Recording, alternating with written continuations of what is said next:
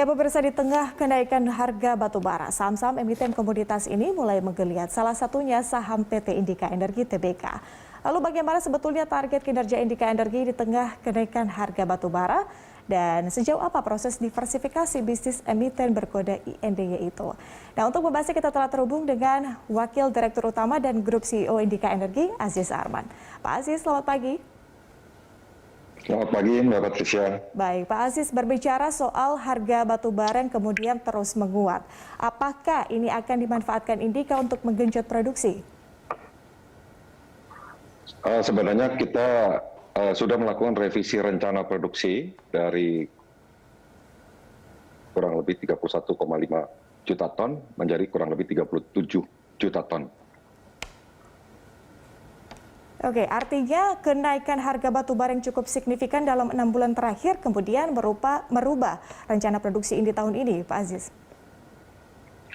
Ya, perubahan tersebut sebenarnya rencana awal kita memang 37 juta, tetapi menyikapi kondisi pasar ketika proses persetujuan daripada Kementerian ISDM, persetujuan awal yang kita peroleh adalah 31 juta ton. Tetapi setelah ada revisi, kita memperoleh perizinan untuk memproduksi sebesar 37 juta ton dari 2 tambang yang kita kelola saat ini. Dan saat ini memang kegiatan produksi sangat menantang, terutama beberapa minggu terakhir karena kondisi curah hujan yang relatif banyak dibandingkan dengan minggu-minggu sebelumnya ataupun bulan-bulan sebelumnya. Oke, kalau dari sisi permintaan batubara sendiri, Pak, seperti apa dan bagaimana kemudian komitmen Indika dalam memenuhi permintaan batubara ini? Permintaan batubara kami telaah mengalami peningkatan yang tinggi dibandingkan dengan tahun lalu, dan kita karena memang penjualan kita didasarkan oleh kontrak jangka panjang, sehingga adalah bagaimana kita memenuhi kontrak-kontrak tersebut begitu. Oke, bagaimana dengan dampak kenaikan harga batubara terhadap harga rata-rata penjualan batubara Indika, Pak Aziz? Tentu saja mengalami peningkatan ya kalau kita bandingkan 6 bulan pertama tahun ini dengan 6 bulan pertama di tahun 2020, itu kita melihat adanya peningkatan 20% di rata-rata harga penjualan kami. Dan memang ketika setelah bulan Juni, itu Juli, Agustus, bahkan September, peningkatan batubara mengalami signifikan, peningkatannya lebih signifikan lagi, lebih besar lagi. Jadi kami harapkan bahwa kami bisa memenuhi kebutuhan kontrak-kontrak yang ada, sehingga kami bisa akan melihat peningkatan harga rata batubara katan, terutama jika dibandingkan dengan tahun lalu ketika harga batubara memang mengalami penekanan yang sangat drastis pula. Oke, kalau saat ini Pak Aziz, harga batubara kan memang tengah naik, tapi memang berbicara soal harganya sendiri seperti Anda katakan pada tahun lalu juga sempat turun, tapi adakah mungkin strategi Indika jika memang harga batubara tiba-tiba turun agar tidak mengganggu kinerja perusahaan pada tahun ini? Ya, dengan kesadaran bahwa kita tidak bisa mempengaruhi ataupun bahwa harga jual batubara itu kan di luar kontrol kami, apa yang kami lakukan adalah terhadap hal-hal yang di dalam kontrol kami gitu, yaitu biaya produksi dan juga perencanaan tambang yang baik, sehingga ketika harga naik, ketika harga turun, hal yang harus kita jaga adalah biaya produksi dan juga perencanaan penambangan kami. Oke, baik Pak Aziz, kita masih akan lanjutkan di segmen berikutnya. Pak Pemirsa, tetaplah bersama kami. IDX Open Bell segera kembali. Siap. Pemirsa, kita lanjutkan perbincangan. Kita masih bersama dengan Wakil Direktur Utama dan Grup CEO Indika Energi, Pak Aziz Amran. Pak Aziz, kita lanjutkan. Di segmen ini kita akan berbicara soal DMO yang 25%, Pak Aziz. Bagaimana kemudian efek pemenuhan DMO 25% ini terhadap Indika sendiri, apakah kemudian di tengah kenaikan harga batu bara ini, Indika masih akan terus memenuhi kewajiban demo ini? Seperti yang saya sebutkan di sesi pertama tadi, bahwa penjualan kita itu didasarkan kontrak-kontrak yang memang sudah kita miliki sejak lama dan jangka panjang, dengan dalam volume-volume batubara yang kita akan kirimkan ataupun kita jual, kami memenuhi semua kontrak-kontrak ke dalam penjualan pasar domestik pula. Bahkan sebenarnya di dalam situasi seperti ini ada perubahan dalam alokasi penjualan batubara.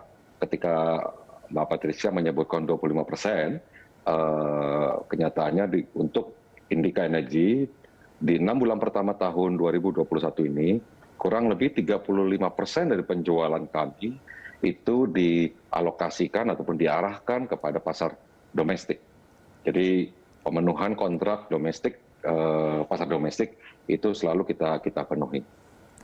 Pak Aziz, artinya berbicara soal 25% ini atau harga yang sudah ditetapkan, ini sebetulnya merupakan win-win solution antara pemerintah dan juga perseroan, Pak Aziz. Ataukah mungkin idealnya adalah mengikuti harga pasar? Ya, penetapan harga maksimal untuk penjualan kepada domestik, sektor kelistrikan domestik, itu kalau tidak salah kan ditentukan di tahun 2018, gitu ya. Sekarang sudah tahun ketiga, saya rasa ada baiknya semua stakeholders di dalam sektor atau di dalam ekosistem sektor energi untuk kembali mereview dan duduk kembali, gitu ya. Karena kita hanya salah satu bagian daripada ekosistem sektor energi, gitu. Nah, yang paling baik untuk sektor energi tersebut itu bagaimana, gitu. Karena ada sektor kelistrikan, ada kontraktor, ada juga stakeholder dalam hal ini adalah pemerintah, gitu ya. Karena ada penerimaan royalti yang didasarkan oleh harga penjualan, dan juga ada penerimaan pajak dari sisi kepada pemerintah, gitu.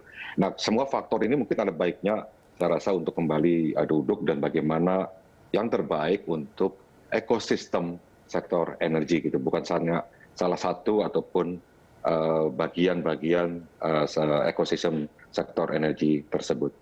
Demikian, Mbak. Oke, idealnya berarti seperti apa, Pak Aziz? Rekomendasi mungkin dari Indika untuk pemerintah seperti apa nantinya?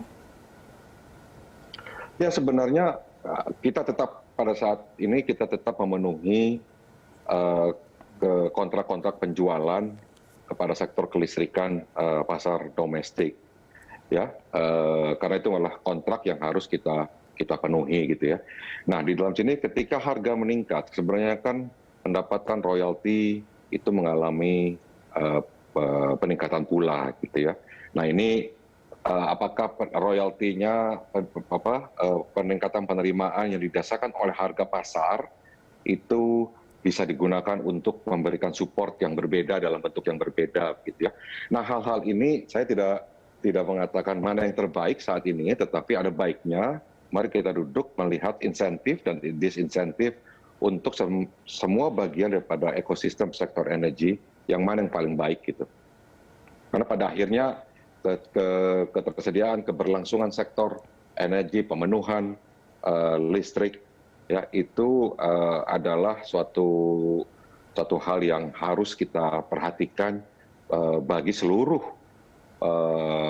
pemain atau seluruh stakeholders yang berada di dalam sektor energi ini, gitu, Mbak.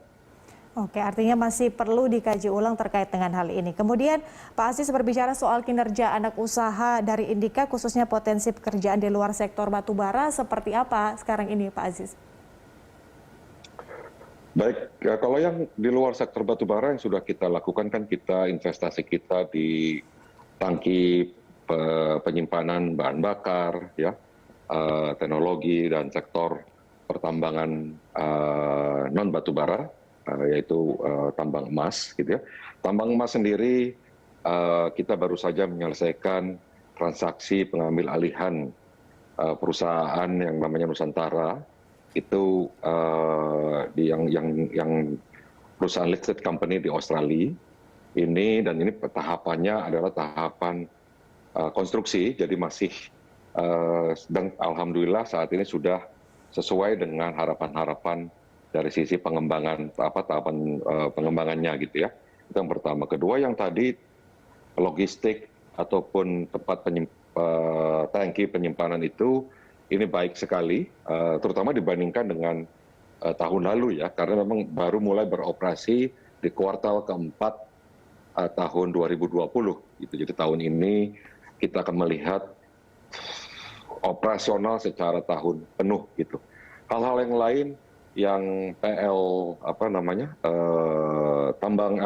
tenaga surya ya, kita sudah mulai memiliki beberapa potensial kontrak di mana saat ini pipeline sudah mendekati 25 megawatt. Ini yang diharapkan terus berkembang selama beberapa tahun mendatang.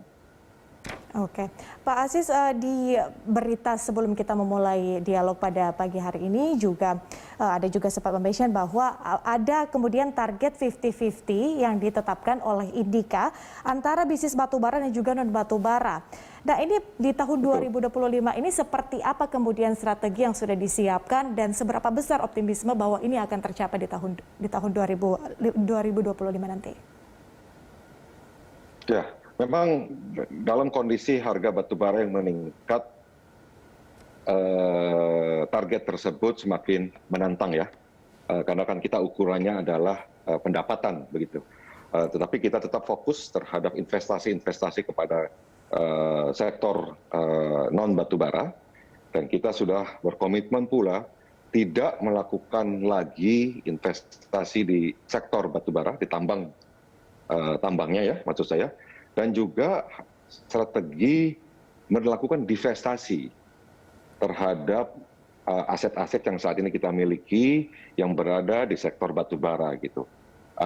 Mungkin Mbak perhatikan pula bahwa 2 bulan yang lalu kita menandatangani suatu perjanjian untuk penjualan kepemilikan kami di perusahaan di transportasi batubara ataupun logistik batubara kepada pihak luar gitu. Jadi 50% pendapatan tersebut bukan hanya dilakukan dengan melakukan investasi di sektor non batubara, tetapi pula kita menurunkan exposure kita di aset-aset yang saat ini di sektor berada di dalam sektor batubara. Oke, Pak Aziz, terakhir sebagai afirmasi, jadi rencana Indika sendiri untuk memperbesar pendapatan dari sektor non batubara ini seperti apa? Ya, tadi sudah saya sebutkan, kita berinvestasi kepada sektor-sektor yang menurut kami adalah sektor-sektor unggulan di Indonesia, dan juga ketika ada strategic option untuk melakukan investasi terhadap aset-aset kita yang saat ini berada di dalam sektor batubara, kita akan sangat terbuka untuk melakukannya. Demikian gitu, Mbak. Baik, terima kasih Pak Aziz sudah berbagi bersama kami di IDC Bel. Salam sehat selalu Pak Aziz.